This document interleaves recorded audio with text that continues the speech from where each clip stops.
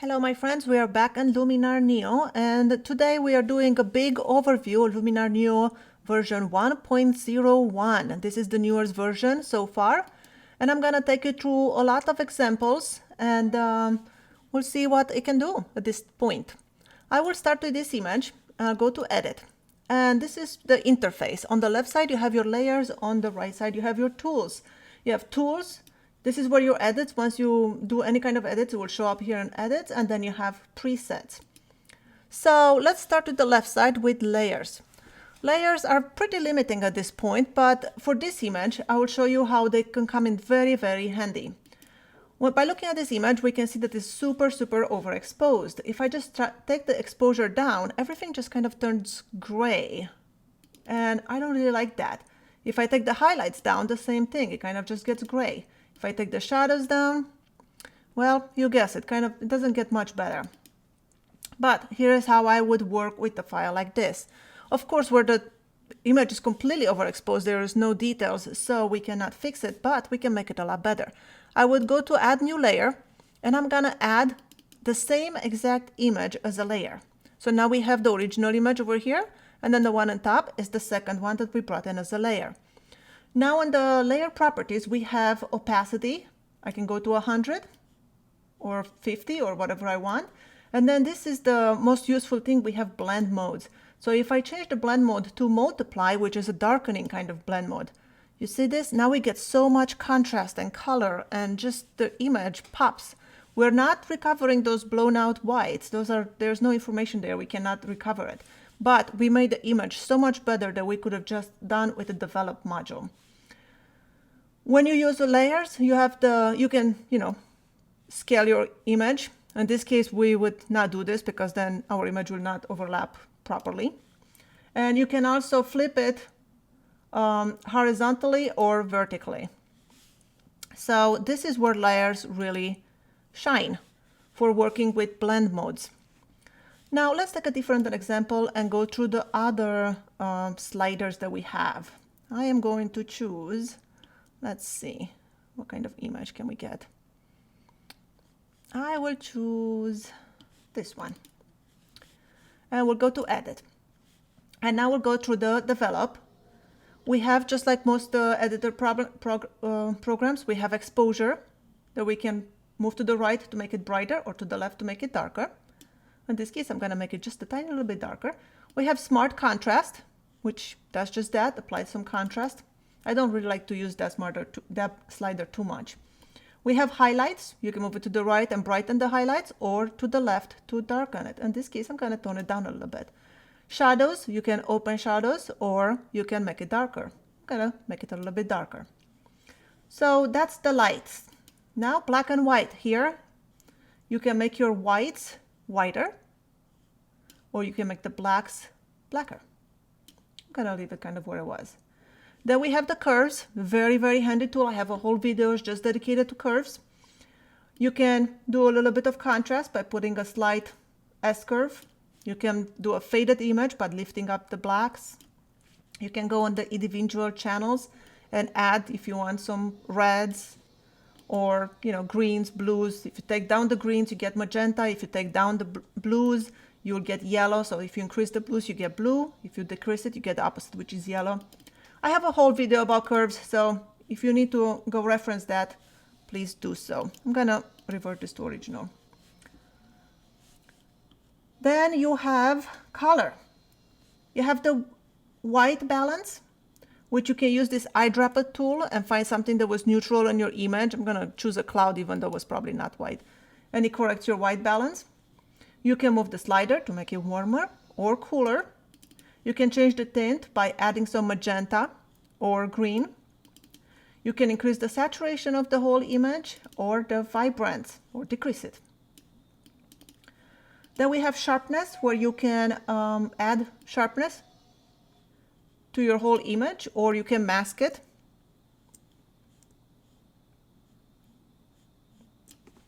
You have noise reduction. Oops, I'm sorry. And you have optics, where you can, keeps messing up with me, where you can use less distortion and the vignetting. If you're using a lens that produces a lot of vignette. So that is the develop. Now we're moving into the enhance. And this is a slide that I normally like to start my image with, not the first thing I do, but kind of like in the top there. So this, when you move it to the right, it kind of just balances out the highlights and shadows, applies a little bit of clarity and saturation. And this is our before and after. So it kind of messes with everything all at once, but it does a really great job. I'm going to reverse that. Then you have erase, where you have object removal. You can remove power lines. So if you have power lines in your image, you just click this remove power lines and automatically finds them and removes them for you. In my case, it did not work so well when I tried it in a few different examples. And it has removed dust spots. If you have dust spots, you just click this and program will automatically find your dust spots and erase them. And this works really well for me. You can also erase things in your image with the brush tool. So you can make the brush bigger or smaller here. And then you can just, let's say we want to erase this tree. You can just paint on it and then click erase. And the program will do its best to erase it. It kind of works like in Photoshop with the content aware tool. And here it did not do such a good job, as you can see.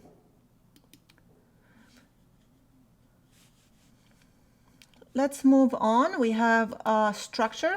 Structure, it just gives you a little bit more clarity and contrast. It's almost sharpening, if you will. Then we have color. And this is where we have saturation, vibrance, or to remove color cast. Tries to kind of do it automatically, find what was the cast in your color. Then we have HSL, where you can adjust every hue, saturation, luminance of every color individually. We have black and white. This is where we would convert the image to a black and white image. And then we can, alter the reds and yellows, greens, cyans, blues, and magentas individually in the image to get the image we like.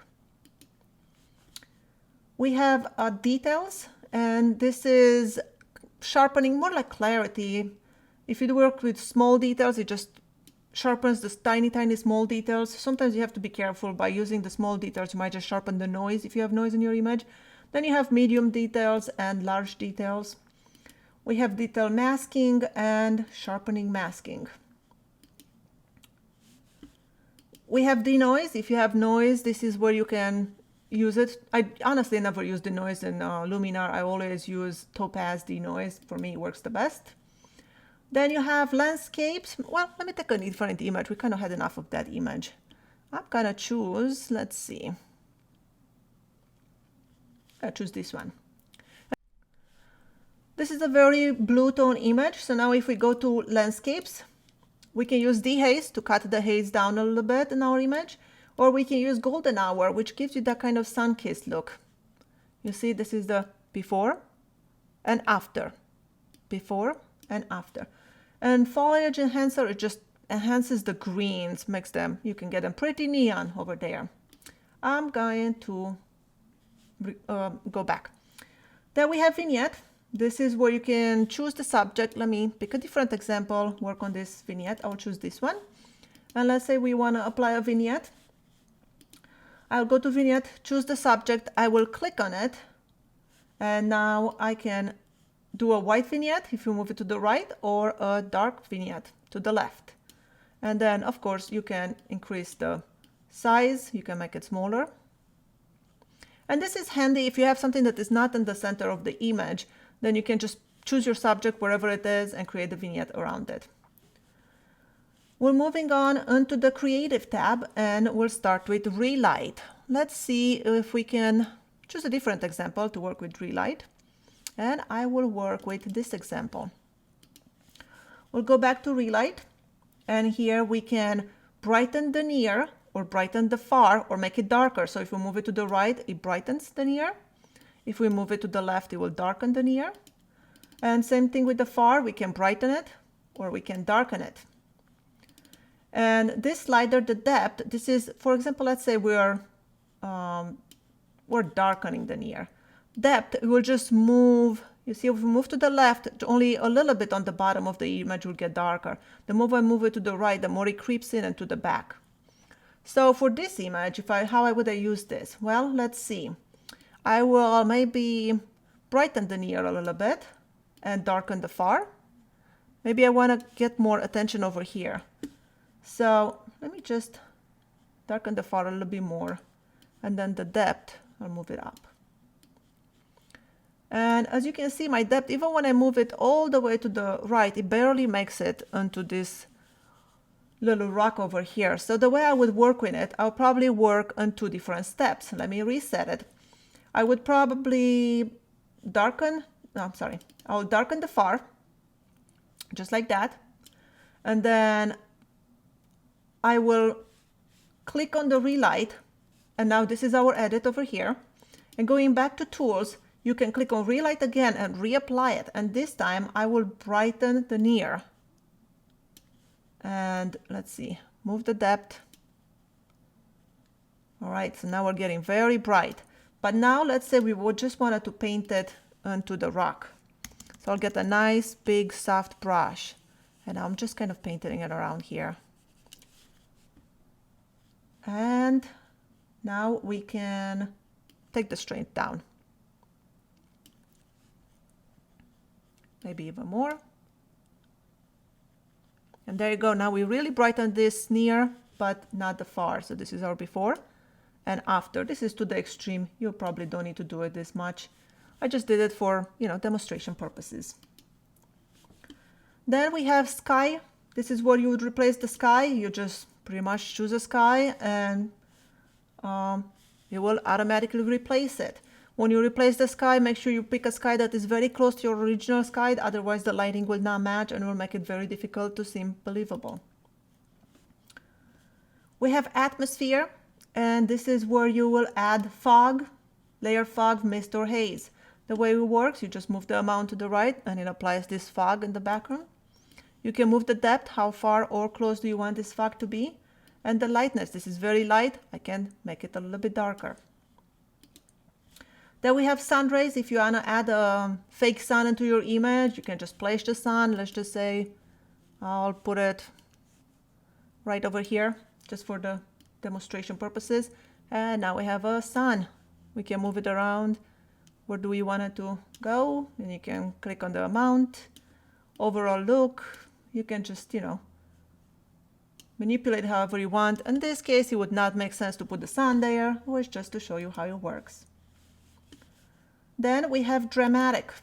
Dramatic, when you move it to the right, as you can see, it kind of almost destroys it completely destroys the image if it's all the way to the right.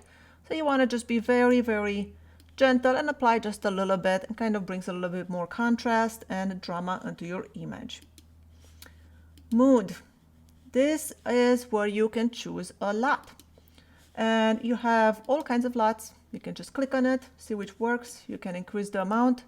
I usually like to put the amount to 100% just so I can see exactly what they're doing. So this one I don't like. Let's see, San Diego, way to bloom, Beijing. Let's see, I like this one. Then I decrease the amount and we get this before and after. It didn't do much, but this is how you use it. I am going to reverse it. Toning, this is my favorite part of the program, or one of my favorites. This is where you do your color grading. You can click on highlights and then let's do the amount to 100%. And once you're on highlights, you want to increase the saturation to 100% so you can see exactly with which color you're working. And then you move the hue until you find the color that works for your image. Let's say I want this, kind of golden highlights. Now I decrease the saturation and the amount maybe I'll leave it to 100%. Then you can go to the shadows and do the same thing, increase the saturation to 100%, pick a nice blue or teal for this image since we're working with water and sky. Maybe I'll just do something like that and then decrease the saturation. And there you have it. This is our before and after, before and after. That's how you do toning. I'm going to reverse it. Then we have the matte, and this is where you will create a more matte image, like a vintage look. This is the fade slider. So you see the blacks are getting crushed, it becomes gray. We don't have complete black anymore. This is the amount. You can reduce the amount.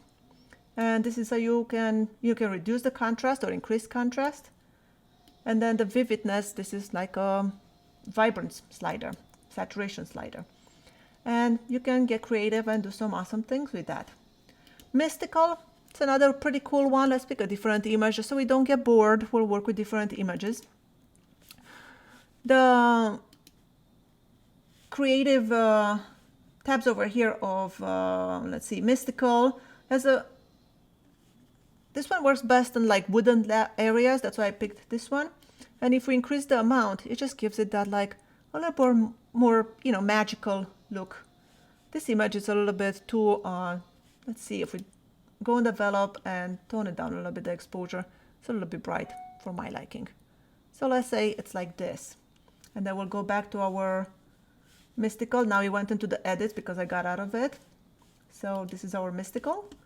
So this was before and after mystical. Before and after. Maybe that was not the best example. Let me give you a different example. We need something. I bet this one will work best for mystical. I am going to the tools and I'm going to take the develop the exposure just a little bit lower. Let's see. And then if we go to mystical and apply it, we're waiting for it to do its magic. There you go. That's a lot. You don't want to go too far with this, where your whole image kind of becomes blurry. But like this amount, it will be good. You can still see a lot of details in the grass, but this is our before and after. It just makes it a little bit more painterly, I like to call it. I'm gonna revert this image to original and we will move on into glow. Glow does kind of just like mystical, has soft focus glow, orton effect soft. All of these are very, very similar to mystical. Kind of does the same thing. You have to mess around with it and see which one you like. Some work better than others. You see this is glow more around the highlights, like around the sky and the sun, and you know, just play with it. Film grain, this is where you will add some grain. If you do a lot of, let's say you're softening your image a lot, you add that, you know, mystical, or you are blurring your background and stuff, then all that blurry removes all the grain from your image and you're losing that tooth of it. So you will want to come into film grain and add a little bit of grain just so it makes it look believable again and makes it all blend together. Especially if you print it, you will see more of a difference on that. Let's choose a different image because we're gonna go into the portrait tab. So let's see, I will choose, let's go into this one. No, not this one, I'm sorry. I will choose this one. And we'll go into edits and we'll go to portrait bokeh. I chose this image for the portrait bokeh just because in the background we have this brick, so it will be very easy to see if we are blurring the background or not. And if we increase the amount to 100%, you can tell the background, it's very blurred. And if we hover over the subject, we can see exactly the mask that Luminar did to our subject. It's a really good mask. He found the subject very well. And of course, we will never want to go all the way to the right. You'll probably go somewhere in the middle. But this is our before and after. Really, really good job with portrait bokeh. Let's move on into our next sliders, and we have face.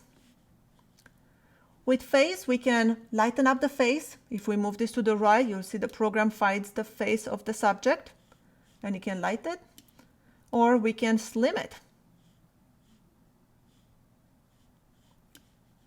We have eyes. We can change the color of the eyes. We can make it green, for example, if we want him to have green eyes. Iris flare. You have a whole bunch of eye widening, all kinds of editing tools to mess with eyes. Do not go overboard. Don't make people don't look like they're not themselves.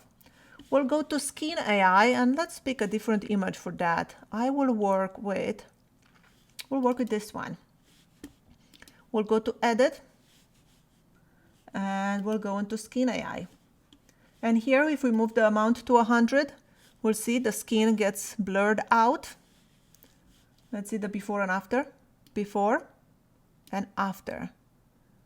Before and after. And you can remove shine. Let's see this before and after. We didn't do that great of a job with the shine. And you can click the skin defect remover. It will try to find the blemishes and remove it. I don't think our subject pretty much have any blemishes.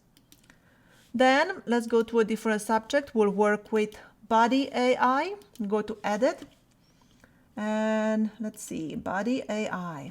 And here we can move the shape to the right and it slims the body. We'll make it really cartoony.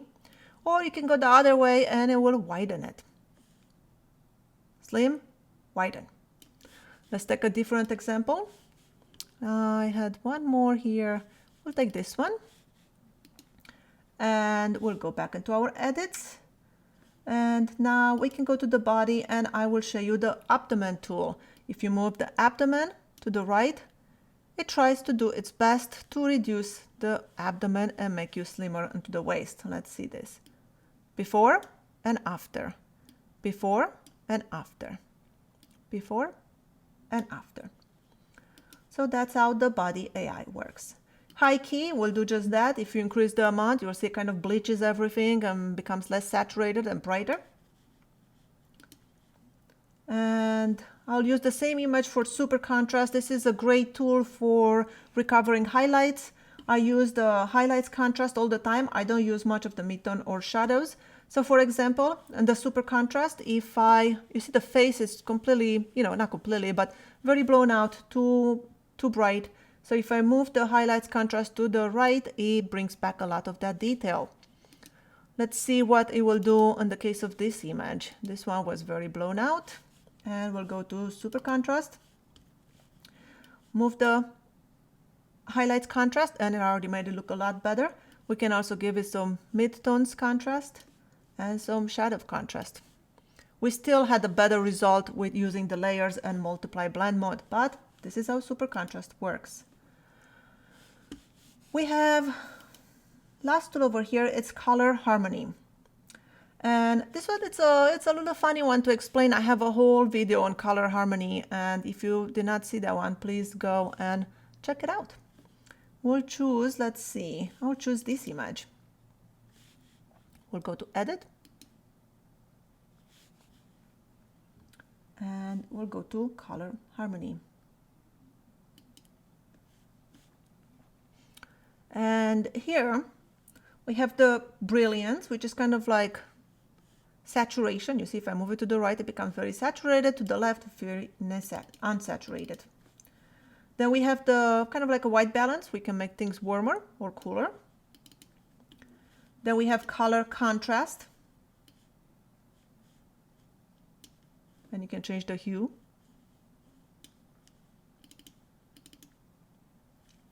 Split color warmth. This is kind of it will only warm up the warm already tones if we move it to the right. So you can see the cool tones stay the same, and then the same, we can cool them, just the warm tones. And the cool tones will only affect the cool tones, so I can turn them more magenta or more, cooler tone.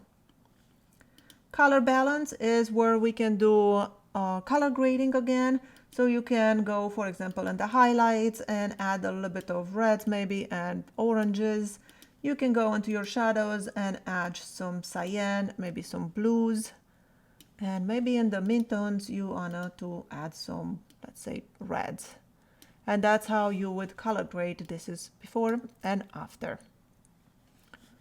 Did I miss anything? I tried to go pretty quick over everything. I am not sure if I covered everything. I'm gonna show you one more quick tip that I like to do with curves maybe. I'll use this image as very low contrast. So if you go to Edit and you go into your Develop and go to Curves, this is my favorite way to add curves. You add one, like a very small S-curve to add more contrast.